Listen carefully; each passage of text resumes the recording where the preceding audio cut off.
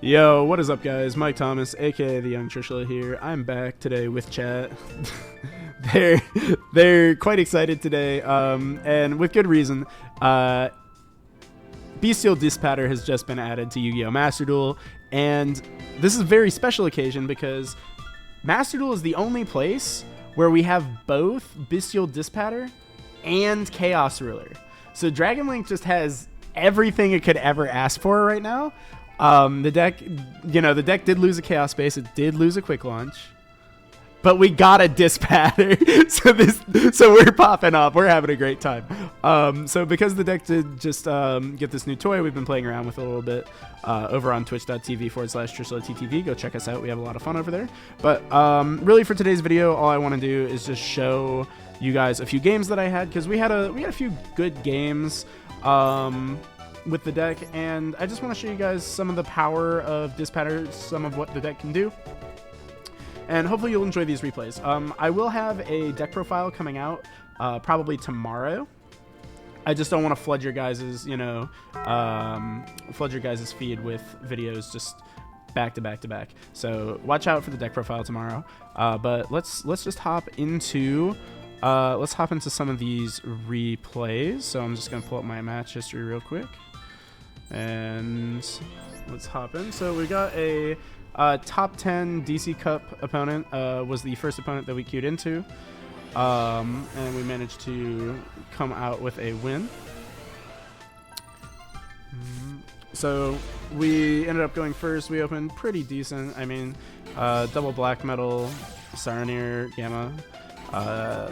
Called by, really, we only need these two cards anyway, so it doesn't really matter. We have redundant cards. And we're just gonna go, black metal, striker stuff. Pretty standard so far. We're gonna summon back the black metal, and then we are going to go for the Romulus. Something I could have done here, just like so I'm gonna pause real quick. So something that I could have done that you might be wondering why I didn't do is, why didn't I maybe summon this Saronir out and maybe link off and dump the Lubellion? That's not really maybe the best play, because I could have summoned this black metal out of hand, for example, so I could have a banish and then I get my Lubellion early. We don't need that, but this Saronir becomes infinitely more valuable in our hand as an extender because of Bystial Dis Pater, with it being a level 6, and you'll see why in a minute. So we're gonna go add the Meteor Dragon, because this is Master Duel, so we do have the space, so we are gonna just play this card because this card's very, very good. So we're gonna pitch our other black metal. It's not really doing anything for us in the hand, so we're just gonna get rid of it. And top 10 DC Cup, so they're pretty good. They know to hold their Ash Blossom for the Absarator, which, arguably maybe they could have held it, just used it on Dragon Ravine. Maybe I already had the Tracer. I could have been dumping, who knows, maybe I was dumping Lubellion. But I'm just gonna go ahead and call by that Ash Blossom, because we just opened too well. We opened the call by, so we're feeling kind of nice. So we're just gonna get rid of that, and now we're pretty safe. I think the only thing that we really fear here is Nib, but I don't know if we can really play around that too well. Just kidding. We're gonna make seals. So what's nice about the new Dis Pater inclusion is that it makes going for seals very early very, very safe, because whenever you have the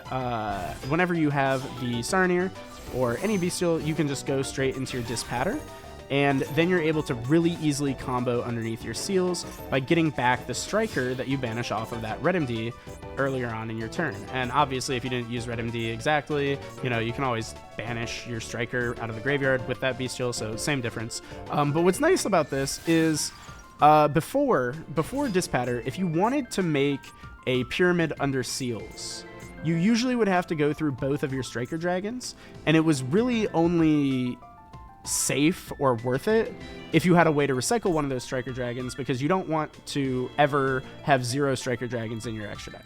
That is the main resource management tip that I can give you as a Dragon Link player. You always want to keep a striker in extra, because that is your follow-up.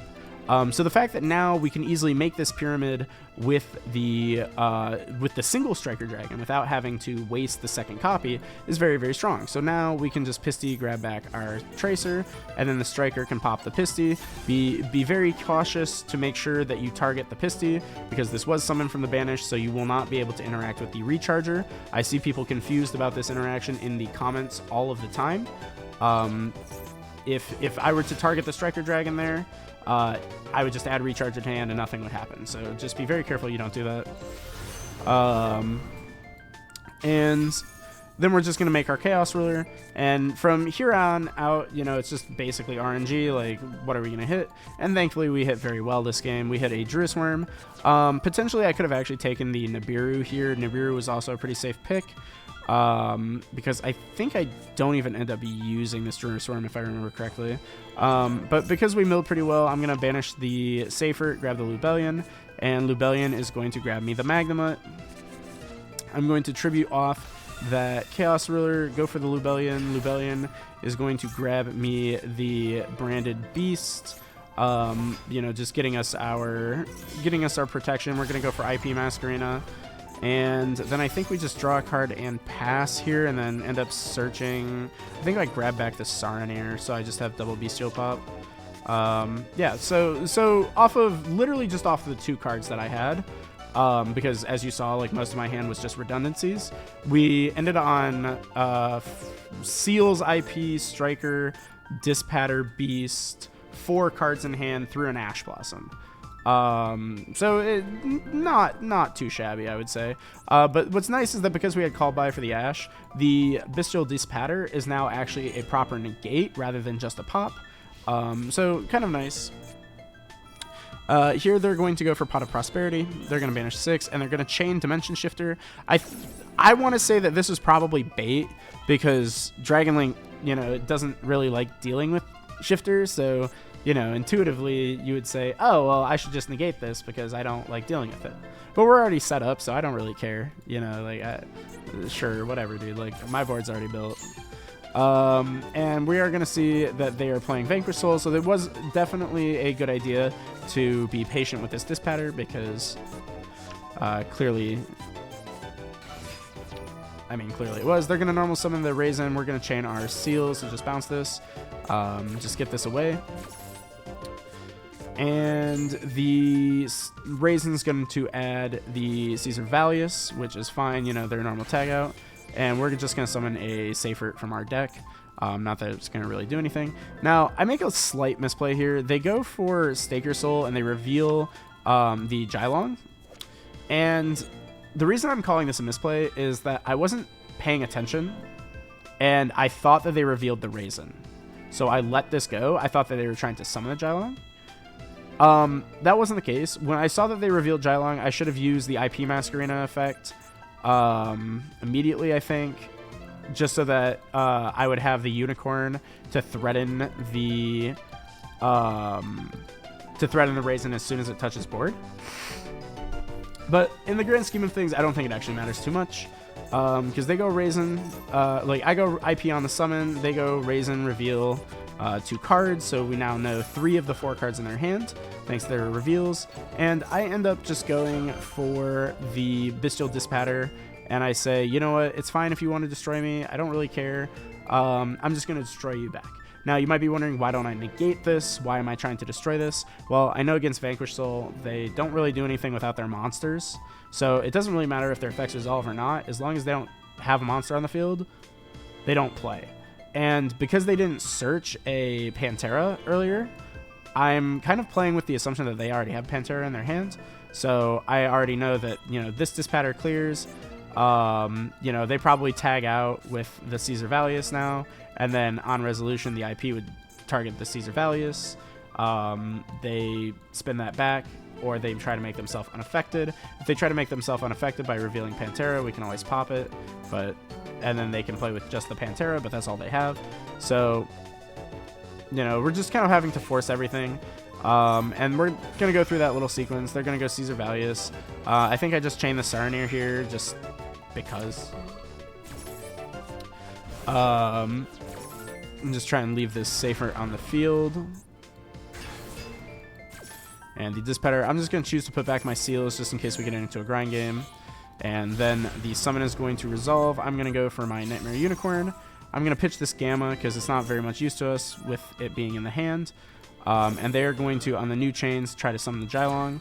And they don't do anything with this Caesar Valius. So because I know that they have 2 Raisin in hand and a Dr. Madlove, and they're trying to summon the Jylong, we know all their cards. So we know that we don't have to be worried about anything. Caesar Valius gets spun back. Thankfully, we do draw an Ash Blossom to perfectly counter this Jylong. Which, while that is very nice, it still, you know, the idea is more or less the same. We would have just cleared Jylong, and then they go to Pantera, and that's about all they ever get.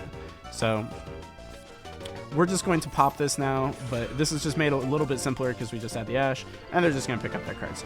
We know that they can't play any other cards after that, and then next turn we just put our stuff into attack mode and just swing for game. So pretty easy first game with the deck. So then we're going to hop into the next replay.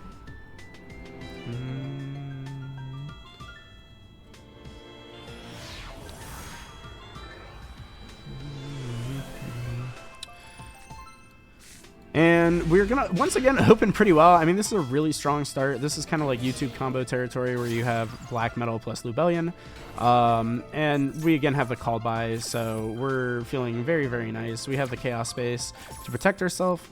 So we're just going to really pop off this game. If I remember correctly, I think this is the game where I end on like a really, really strong end board. And part of me feels like I probably could have made the end board better, but at some point I just kind of gave up and just said that this was good enough.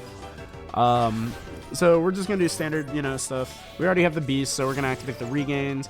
Thankfully, because people are cutting the Beast, this potentially leads our opponent into thinking that maybe we don't play it. Though they'll probably suspect that it's there once we set cards in the end phase. But sometimes you can kind of like make them start to feel like you might not play it because you go for this on your turn, and by the time it gets their turn, they'll have forgotten about the possibility of Beast. We do draw Droll and Lockbird, so this hand just keeps getting better. You know, good hands get better. And we're just going to go for our Pisty. We're going to banish out the Black Metal, and we're just going to go for Triple Burst. You know, so this is all pretty standard combo stuff. We're going to get back our Black Metal Dragon, and we'll go for Seals. And then we'll go for Striker. So now keep in mind, the reason why I am going through my second Striker is we do have this Chaos Space, so we are going to be able to put this back and draw a card. The other reason why I need to link off is so that I can search the Meteor that I put back with Regains. So that kind of made the Meteor a free discard off of our Chaos Space. But then, you know, I don't actually find myself pitching Meteor all too often, but just in this replay, I pitched it twice because my hand was just so good. It's just like, all right, well, all these other cards I kind of want more, so I may as well. And here I just go for, you know, special out 2, and then I go for the Sarnier. And again, this is just to put the Dis Pater on the field. So I actually do something kind of interesting here, which is because we've already gone for the Pisty kind of earlier in our turn, you would think that that would shut you off from doing like link off into Seals and then make Borland in main monster zone type plays. You would think that. However, that's not actually the case because now we can banish the Triple Burst and special it back using the Dis Pater.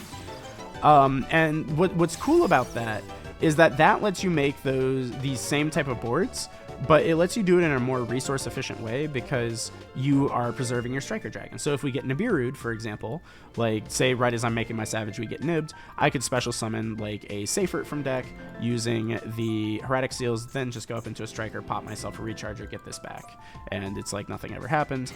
And the Regain would also trigger getting back my Dis Pater, so I'd have Dis Pater plus Borland through a Nibiru. So this is very, very safe now.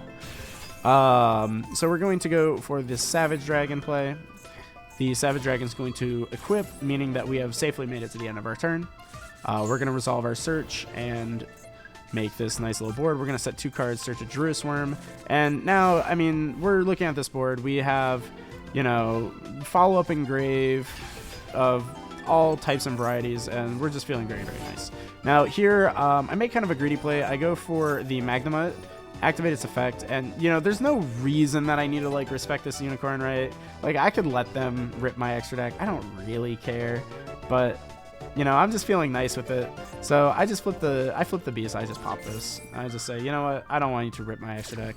I don't want you getting to Theosis or Birth. So why not? And then they activate Labyrinth Wall Shadow. And this threw me off guard because I have never played against these cards before. I don't know what they do. So I end up letting the Labyrinth Heavy Tank pop my Borderland Savage. Or my Boral Savage. And I thought, okay, well, sure. I thought they were separate effects. Apparently it's all one effect. But it's fine. Hopefully I won't need it. So next I go, okay, well, I'm going to Seals Balance one of your guys because I don't know what this deck does. I assume if you're putting them in Spell Trap Zone, you need them there. And, you know, then my Seal activates, and then they just banish all three. And summon it anyway. So, okay, apparently I've learned something. You don't need it in the Spell Trap Zone. You can just have it anywhere. But sure, whatever. Again, we really don't care. And then we move to end phase. And, you know, they've broken our board, but they can't get over the Borderland.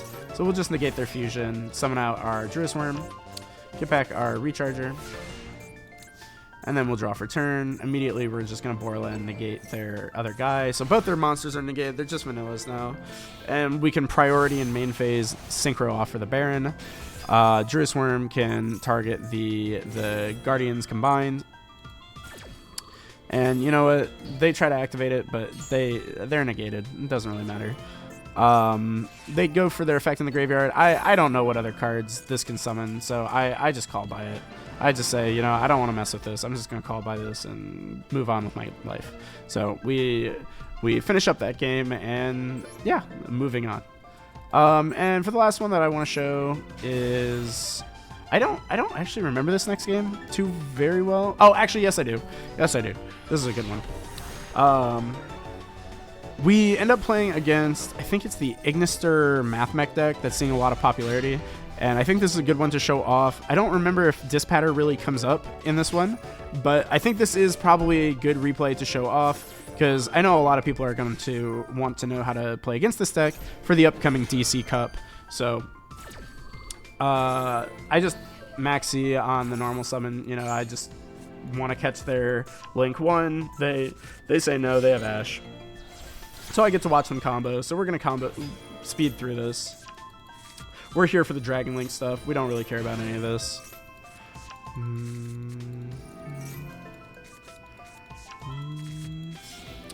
So they're going to make their Cyberus Wicked. And they're going to start comboing off. But chat, let me know if you are enjoying these replays, if you enjoyed this kind of like detailed analysis of some of these games, because I think we can start maybe doing more of that on the channel. I'm trying to put out a little bit more YouTube content, try and dedicate some time to the stream, to making content for YouTube, because we've neglected you guys for a little bit too long. So I want to just make sure that we're feeding you well and getting you guys the YouTube content that you deserve. So yeah, they're gonna go for their Dark Templar stuff. They're gonna make Wind Pegasus, all very standard Ad Ignister plays. And now they're going into the new standard for Ad Ignister, which is searching your Math Mech Circular and summoning it. They go into their Link Decode. And I remember when I played against them that my Twitch chat started saying somewhere around here that they messed up their combo. I don't really know exactly what they're supposed to do because I don't play this deck. I kind of space out and just let them build their board when I play against it because I know it's always the same board and their sequencing doesn't really interest me too much. But they end on Firewall Dark Fluid with Firewall Dragon, which is totally fine. They probably could have had like the Terahertz or something on here too, but I suspect they don't play it because they only have 2 other cards in their extra deck. So I suspect that this is their whole board. Maybe the only thing that they could have done differently is just flip the zones over so that Dark Fluid is over here and Firewall is over here, just so that, you know, everything's co-linked, they can't be targeted. But, you know, I'm not really sure. So I'm going to start by just baiting out. I'm going to go for Lubellion. They're going to negate with the Dark Fluid, which is fine with me. You know, I don't really care. But drawing this Boot Sector for turn was kind of annoying. So we're kind of thinking, just like, how do we get out of this, right? And I'm thinking to myself, okay, well, I think we have to go Tracer and just try to get value out of these cards to try and bait out his interactions, because we know that if we can push everything through, black metal is full combo. So let's just try to see if we can get him to waste his cards. So we're gonna go Boot Sector and summon back our Tracer. I'll say Tracer effect, you want to negate it? He says no. I say darn. I make my Chaos Ruler. I say okay, effective Chaos Ruler. He does want to negate that because that's a pretty good card. And then because our Lubellion is in graveyard, threatening to make Branded Beast, he goes ahead and bounces it, which then lets us just normal summon, go into our Pisty, and now we're just off to the races. They're going to droll us. I choose to call by it. I almost didn't, but I ended up choosing to call by their droll just because I felt like, you know, I don't know what I'm saving called by or for at this point, like maybe Ash. I don't know. So I go for Red MD, I bring back my Black Metal, and then bring back my Lubellion. Lubellion effect grabs me my Branded Regains, because I'm pretty confident we're probably just going to kill this turn, so I don't think we need Beast. So I go for the Pisty, I get back the Striker, and I go to pop the Pisty, and I do this specifically because I don't want this Pisty on field, and I don't have anything I want to link off for it. So I pop it, and I grab back my Tracer, and then I immediately link off into Dark Charmer, because Dark Charmer is just going to get us the rest of everything we need. The Black Metal is going to search us the Meteor Dragon, which, as it would, and then we're going to go for Dark Templar, take their guy, make Borland, and we're going to Borland, and they're just going to concede, because I think they can see where this is going. I'm just going to attack through all their monsters, have a Savage, a three negate Savage or something like that, with big attack to protect from the Wind Pegasus in the graveyard, and I guess the Meteor can also get in there for 20 and just do a nice little chunk of change, a nice little bit of damage. One thing I could have done there, if I really wanted to, is I could have also summoned the Meteor Dragon and then negated the Meteor Dragon with the Borland, and then made a Dis Pater, and then Dis Pater gets something back, maybe push a little bit extra damage. But I don't think we had a banished tuner, so I don't think it was worth it. Yeah, but those were really the best games out of the bunch that we played. We played about 10 games, and after those first 3, we had some somewhat rough games where it was just like, oh, I got Maxied, oh, I got Drolled, and then it's just like, and like I bricked on every hand in like 1 second, and like sometimes that just happens. It's just like, okay, or like there was one where they top decked something. Who knows, dude. And then we won all the other games we won. It's just like I went first and my opponent conceded. So it's like nothing really interesting to show there. We didn't really play it out. So unfortunately the wins aren't good. I would show you guys the wins, but they just weren't good wins. So hopefully you guys enjoyed that. But yeah, Dis Pater's in the game. It's pretty good. Dragon's probably one of the best decks in Master Duel right now. I think averaging like 60-70% win rate over most of the meta is pretty solid. So yeah, let me know what you guys think. Like, comment, and subscribe if you did enjoy this video. It really does help the channel out a lot. Remember to download the untap.gg deck tracker in the description below if you are interested in that. Chat, did I forget anything? Chat, say goodbye. Bye. I'll see you in the next video.